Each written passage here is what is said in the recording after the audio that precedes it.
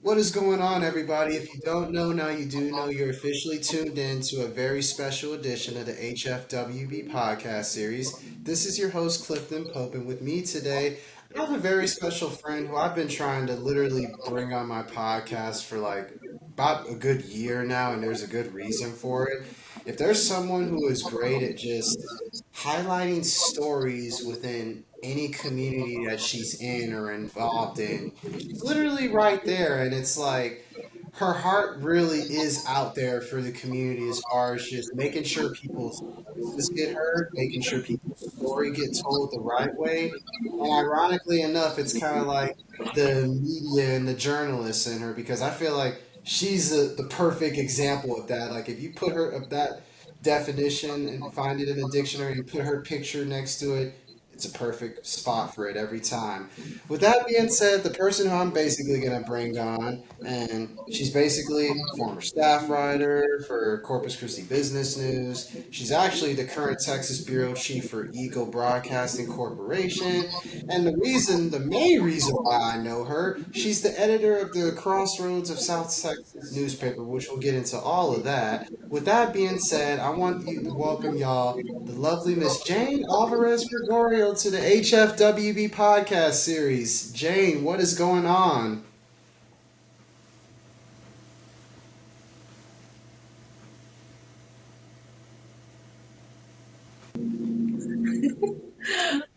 Hello. Hey, Jane, what is going Oh my on? Welcome gosh, Clifton. aboard to the HFWB podcast series. How's it going? Thank you so much for those accolades. Just when we were about to get on air, like suddenly my phone did this weird crazy thing. So sorry about that. But thank you so much for your glowing introduction. I felt like am I hearing the same person? Is that do I know that person? But thank you so much. How are you doing, Clifton? Thanks for having me. I'm No, I'm doing fantastic. I can't complain on this wonderful Saturday evening and everything. But overall, Jane, this is pretty much about your overall journey, your overall story.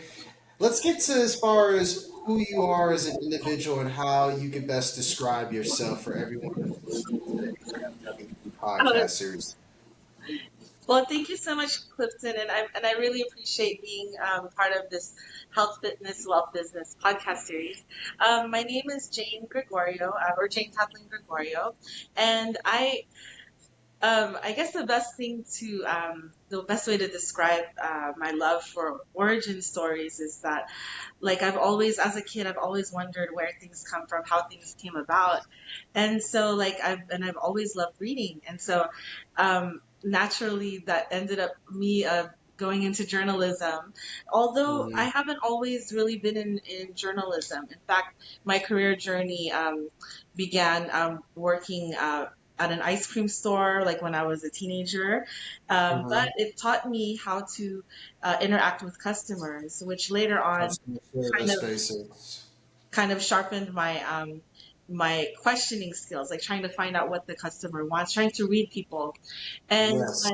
when I actually got into the medical billing field, where I had to answer a lot of Medicare questions from customers and patients, Hmm. I had sometimes they have a troubleshooting problem. So like I had to kind of ask fact finding questions, and I had to put them at ease so that way they can tell me what exactly was their complaint or their problem.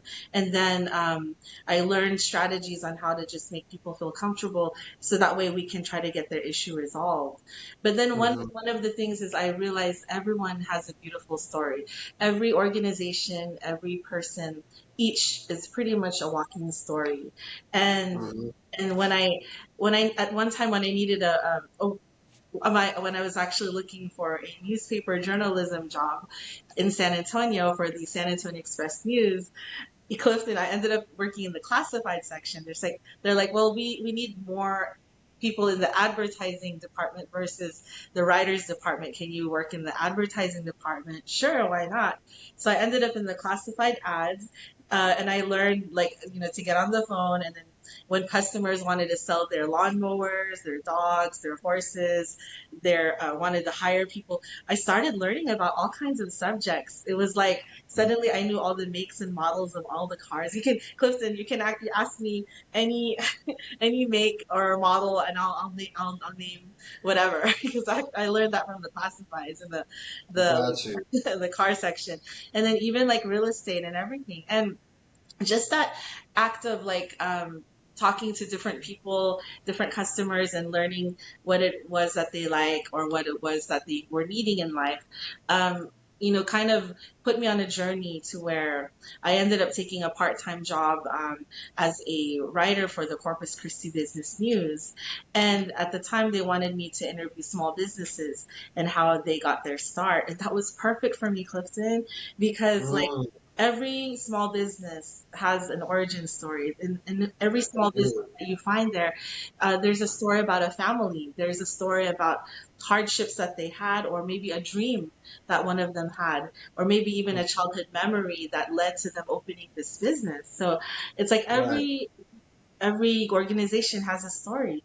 And then in the process of doing that, I also, because I also do videography and photography, I ended up Mm, thinking that whenever they sent me out to the field, I was both the photographer and the journalist. So I was a photojournalist basically. And mm. then and then one day, Clifton, this is how I ended up in with the Crossroads of South Texas. The crazy part is sometimes, do you agree sometimes like there's a higher power that puts you in the path of somebody or some situation that suddenly it opens up a new road for you? And it's funny that you mentioned that, Jane, because it was I was gonna be kind of like my next question. I was gonna ask you like, what led you becoming like literally the face? I feel like you're literally. I feel like the secret face of the Crossroads because it's like you literally do everything, and I don't think people realize how hard you work behind the scenes. And it's like the universe, it has a way of just working things out to where it connects you with the right people at the right time, and sometimes you don't even see it coming. Kind of elaborate that on a little bit more, Jane. Oh my gosh, Clifton. Well, I have to say though that it's not me. It's everybody working together. I just wanted to insert that because there's a lot of Oh, people but behind you do do the hardest. You're the hardest worker out of everybody. I'm just throwing that out there for everybody who's listening to the HFWB podcast series. When it comes to our Crossroads of South Texas newspaper team, which I happen to be one of the newest local column writers for, Jane is literally the person to make sure everything is as fine tuned as it could be before each issue comes out. I'm telling you that from personal experience behind the scenes. But please continue, Jane. Well, Clifton. Okay, so I was on a assignment from Corpus Christi Business News to do a feature on the I think it was the Jewish festival. Like they have it's like it comes every year where they have like a food festival. It was like Right. and so I was trying to interview the person who was in charge of that at the time, which is Marcus Lozano. And as we were interviewing him for this particular event, which we were trying to make a story about it, he mentioned to me that he was the owner of Feathered Friends and Company, and they were having a ribbon cutting that same month. And I thought, wow, I have multiple um, news outlets that I cover, not only Corpus Christi Business News, but also Eagle News, which is the video aspect of my type of journalism. And Hmm. so I decided, you know what? It's rare that you have a ribbon cutting for a bird store, so there should be a story there. So I dressed in I wanted to find something tropical to wear because it's like a kind of a tropical bird store. So like Hmm. I wore my tropical flower dress. And then when I got to the ribbon cutting, I was able to take shots of the mayor, interview some people. And then I noticed a lady in the distance that was present for the ribbon cutting that was wearing the exact same dress that I was. And of course, like as a girl, if you see another stranger wearing the exact same dress as you, my instinct was to like try to avoid her. like okay, let me make sure we Like, don't why like are you wearing the same thing I'm wearing, man? This is not cool. it's a little bit awkward because of course I knew I if it was the same dress, we probably bought it at the same store at the same time there was a sale. I don't know. so I know uh, there's always some angle. so it was a little bit awkward. I just tried to make sure not to cross paths with her just because and the funny thing is we're both the same height, the same build, the same complexion, and the same length of hair. So if you look at us, people would think like maybe they're sisters or twins. Maybe they're wearing a uniform. So it was Hmm. just funny. And so like, I just tried to keep to myself because I didn't know a lot of the people that were there. I was just basically like a lone wolf. And I could hear her in the background. She was asking, "Hey, is that chick wearing the same dress as me?" I'm like, "Oh my gosh, she noticed we're wearing the same dress." And I was so surprised, Clifton. This woman came up to me and she said, "I just wanted to verify, are we both wearing the same dress?" And then when I saw her up close, no, it wasn't quite the same. It just had the very similar pattern and design and cut. But she introduced herself. She was so friendly, Clifton. She Hmm. introduced herself. Her name was Kathy Villafuerte, and she operated a marketing agency called the Blue Canary. And Yes. she I said like the one of the cat. things and one of the things she was trying to do was she was trying to start her own newspaper to promote the positive things that were happening in Corpus Christi in the coastal bend. And she says, "I'm looking for an editor in chief." She's like, I know the business side of it, but I need somebody who's a writer who could actually be the editor." And she's like, "What are you?" She's like, "What is your business? Like, what do you do?" I'm like, "Oh my gosh, that's what a coincidence because it happens to be I'm here for a story. I'm a journalist." And she was very shocked. She said, "You know what? How is it that the person I'm looking for was you, and you were wearing the same dress as I was? That's how I noticed you." To come to Mm, think of it, like suddenly it's as if that was the instrument for us to meet, wearing the same dress. funny. That is funny.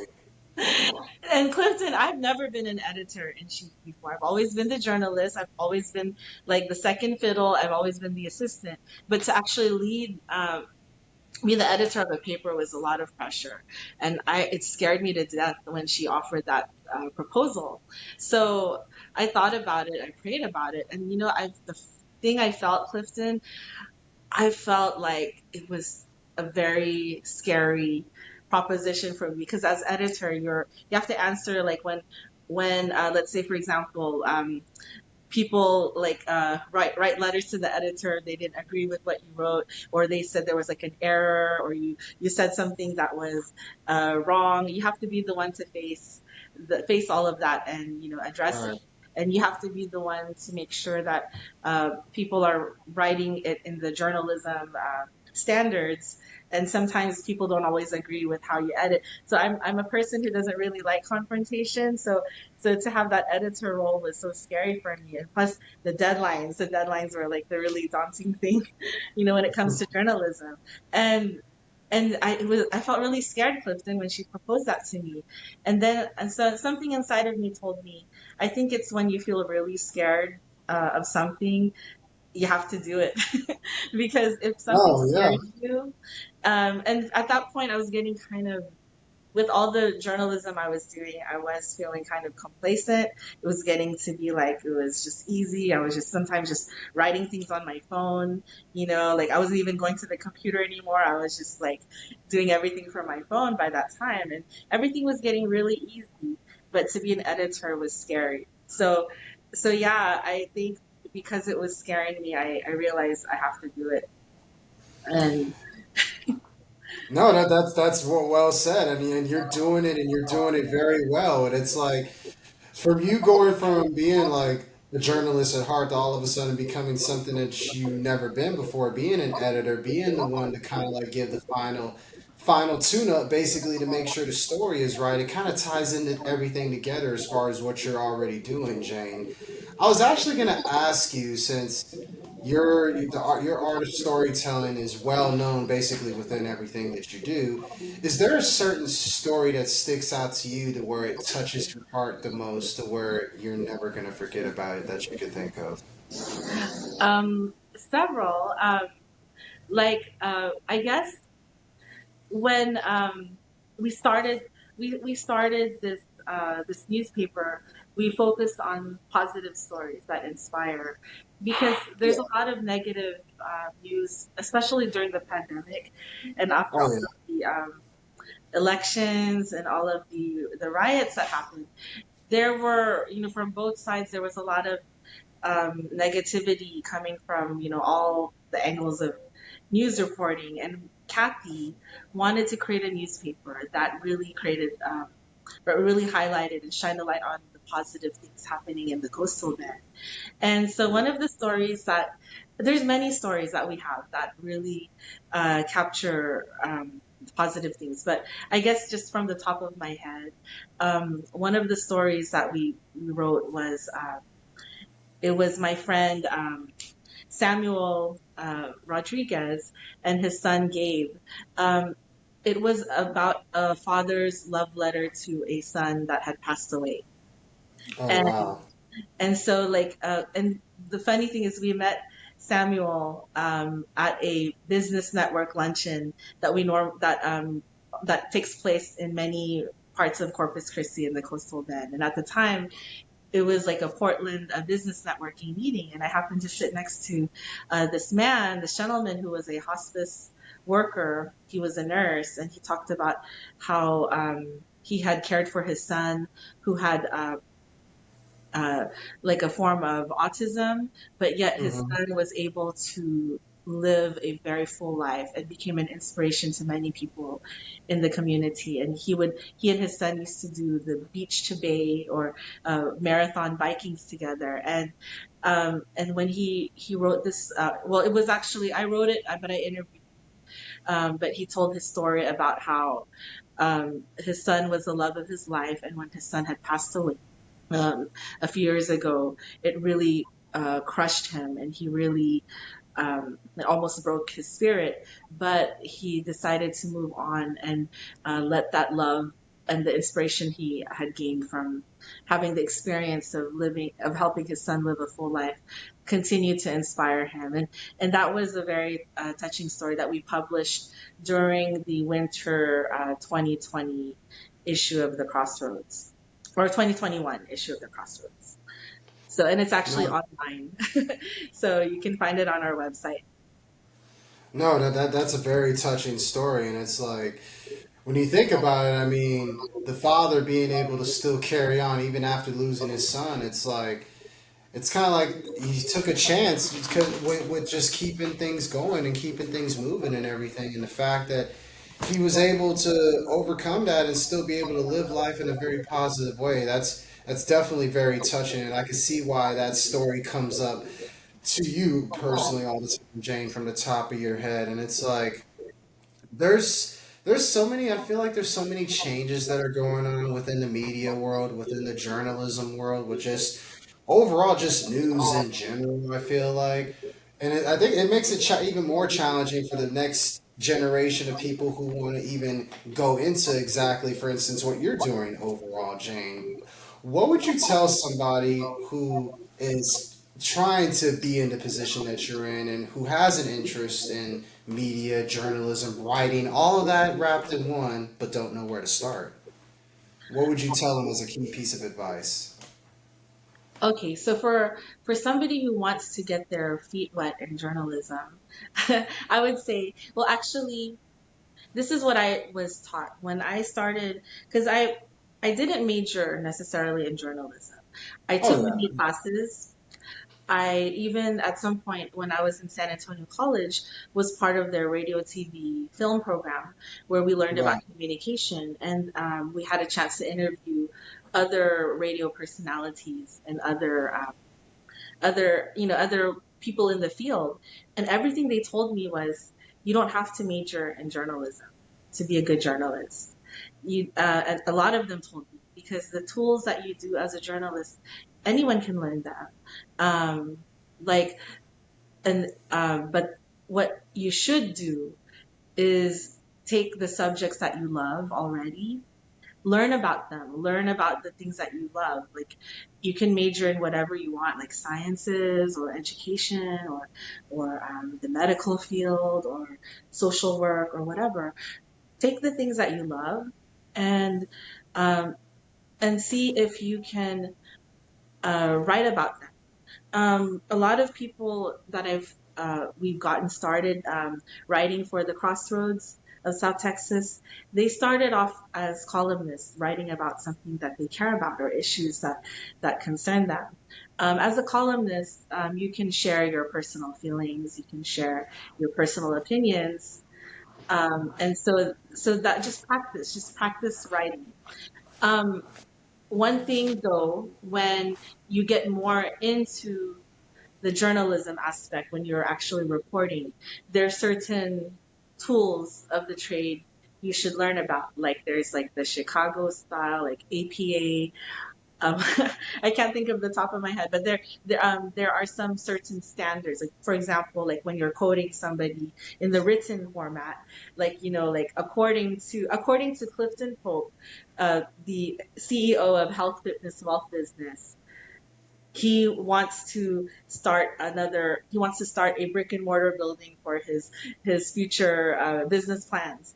And then after that, you would like put the quote of Clifton Pope, and then afterwards, like said Pope, so it will always be the last name. So things like little things like that, you can easily learn that from like the those journalism standard books like the APA or such.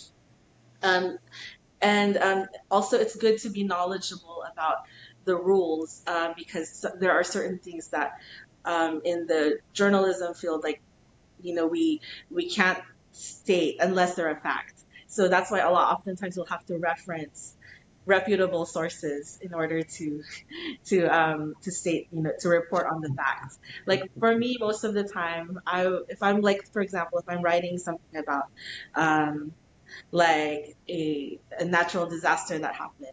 My sources wouldn't be, necessarily like other news institutions. My sources would be like weather.gov or like the the the national weather system or like different government entities. And also have to make sure that you verify your sources, make sure they're credible.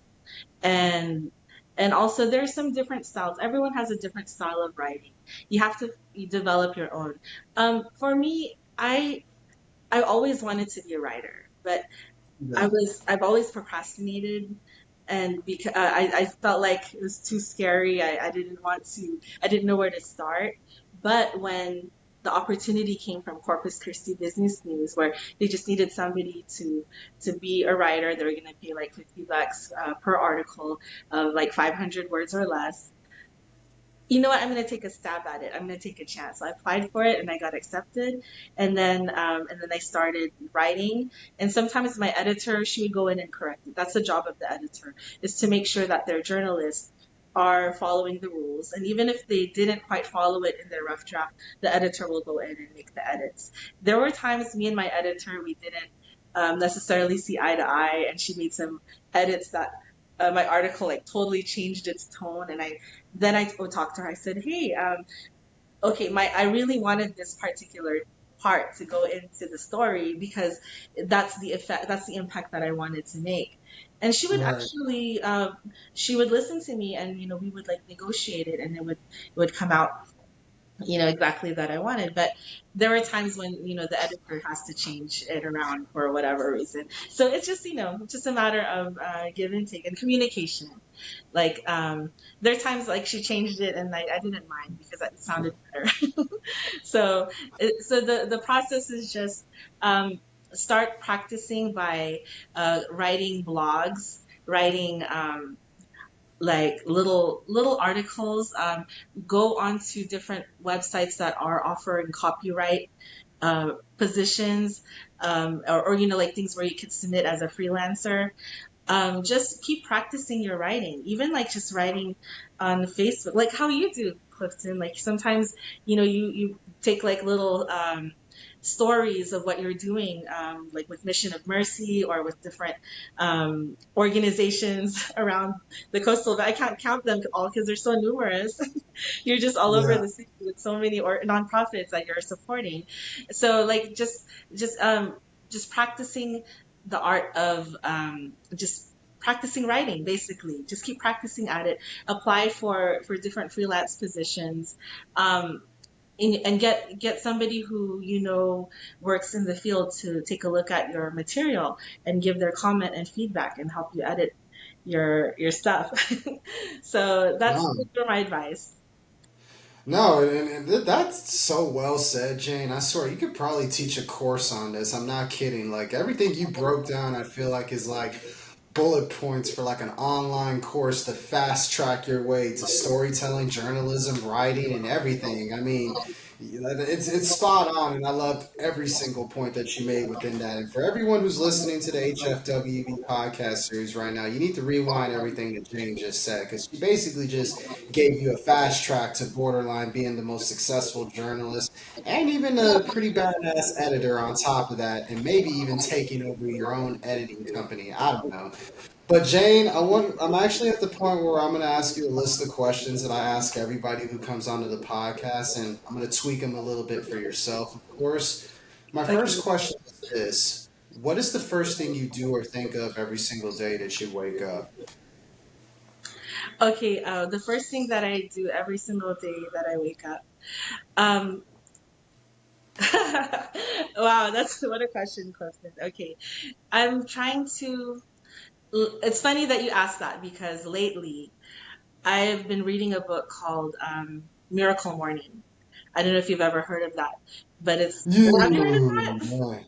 No, I'm going to tell you something, Jane, before you continue. The Miracle Morning by Hal Harrod is literally in my rotation. I've read that book 3 times, and it's like, for anyone who, if I have like a list of 10 books I would recommend everyone to read, that would be in one of the 10 books for sure. But go ahead, please elaborate. I love to hear this. That's so funny. I didn't know It you read is. that It's funny. It's like one of my favorite books ever. And it's like I recommend that to so many people as far as just from a personal development standpoint and starting your day on the right track with just the Savers method, silence, affirmation, visualizations, exercise, reading, writing. It's like I do that literally every single morning to this day since I read that book.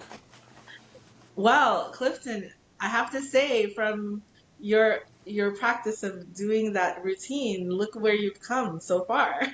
You're an author, you're a meditation counselor, you're a life and Personal trainer. health coach, and you're working with all these different organizations in the city.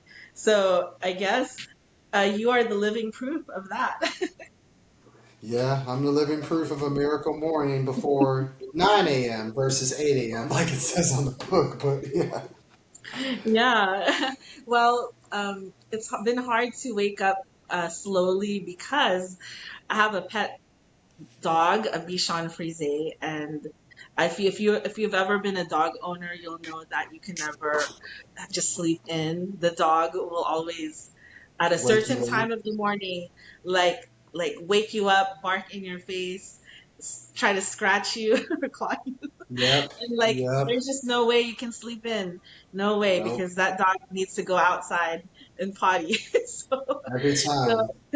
so like I don't get often get a chance to like wake up before the dog. He's basically my alarm clock. But that morning, like you mentioned, the moment I am finally awake, I try if I can. I try to sit in silence and meditation as the miracle morning practice describes. And sometimes it's good because instead of just like waking up and rushing to work all late and just your mind frazzled, which is not a great start to productivity because you still didn't really fully wake up yet. The opportunity to be silent in the morning kind of gives your brain a chance to climb through the levels of from sleepiness to thoughtfulness. And sometimes like during that time, like for me, because I also practice trying to lead a more spiritual life, I also, use that time of silence just to have a prayer for myself, to list the things I want to accomplish, that I'm Mm, asking God, for guidance to help me accomplish for the day. Because sometimes maybe that day I'm going to be facing like a very troublesome client that has yeah, complaints, or I have like a daunting task ahead, and it's like sometimes you need that moment of reflection, and quiet, um, to find the strength to face whatever you're gonna encounter that day. So that's, as much as possible, that moment of silence and that time of prayer. I mean, for anyone, it could be anything. yeah. That's the first thing I try to do, just to kind of center myself. And of course, you have the other things, which I'm trying to put into practice more often, like the affirmations, and visualizing what I would like to accomplish succeeding that day. And of course, exercise. Okay, Clifton, you are so good. I always see you posting like on Facebook, like, oh, I exercised today. I ran 20 miles today. like oh my gosh, how did he do that in the morning? So that's what I've been trying to do, like, is at least, just in the least, like my friend Melina, she told me at least just try 5 minutes. So that's what I'm trying to do. I'm trying to implement more exercise in my morning. It has been challenging. Sometimes I haven't been successful, but I'm trying to make it a habit.